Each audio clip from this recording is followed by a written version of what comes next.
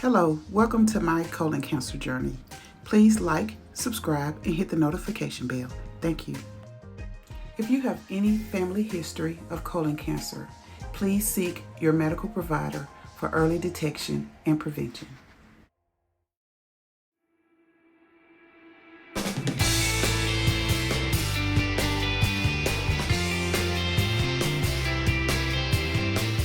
So I'm boiling my Cornish hens. Got 2 small Cornish hens. I'm boiling them in water. I added half a teaspoon of thyme. I added a tablespoon of garlic powder, onion powder, half a tablespoon of onion powder. I added some garlic salt, and I added a 1/4 teaspoon of sage and a 1/4 teaspoon of black pepper, and I'm letting it boil until my Cornish hens get tender, because I'm gonna use that broth. Guys, this is my leftover cornbread that I'm gonna use.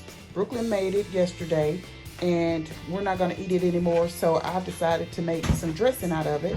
And it's not a lot of cornbread, so I'm just making a little dressing just for like a side item. So I took that leftover cornbread and I crumbed it up in a bowl, and I am going to add some broth. Melting a half a stick of butter because I'm going to stir fry my vegetables. So I'm going to let that melt down just a little bit. Half a stick of melted butter. I'm going to add that cup of celery that I've already chopped up. Adding a small onion that I chopped up already. I'm adding a whole green bell pepper that I've already chopped.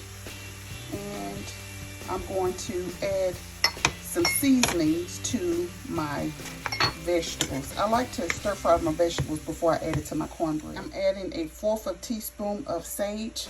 I like to add the sage to the vegetables because when you're making your cornbread dressing, you want your vegetables to taste good too. See, that's a 1/4 teaspoon.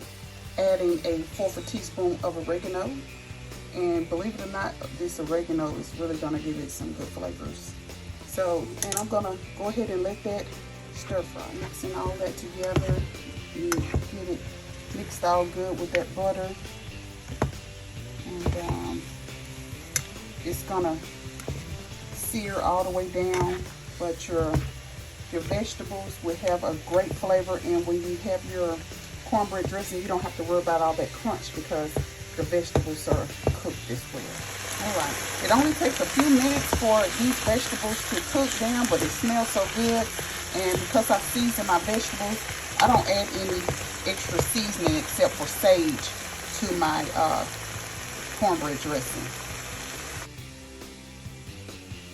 I'm going to add a can of cream of celery to this cornbread. And just remember, I'm not making a lot of dressing this time, so this wouldn't be the, if I was making it for Thanksgiving or whatever, I would probably use 2 cans of cream of celery. And I'm also going to use a can of cream of chicken condensed soup, and just gonna kind of stir that in. Rid of those cans. Okay, stir that in, and while my vegetables are finishing up on the stove, let me grab that. I'll let you see how good that looks. Yummy. So I'm gonna go ahead and add my vegetables in here, and I'm gonna add a little bit at a time just in case I need to add a little bit more. So stir those in. It smells so good. And just to kind of save me some stirring, I got my sage, and this is a teaspoon. So I'm gonna start with a teaspoon of sage, and I'm gonna stir that in.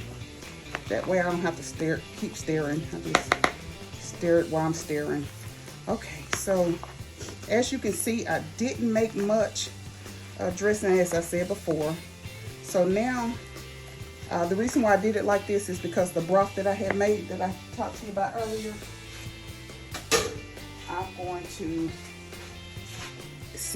take my measuring cup, and I'm going to add my broth a cup at a time. So I'm just going to reach to the bottom of this. So that broth looks really good, because I don't want to just make the dressing like super wet, but it's already looking delicious.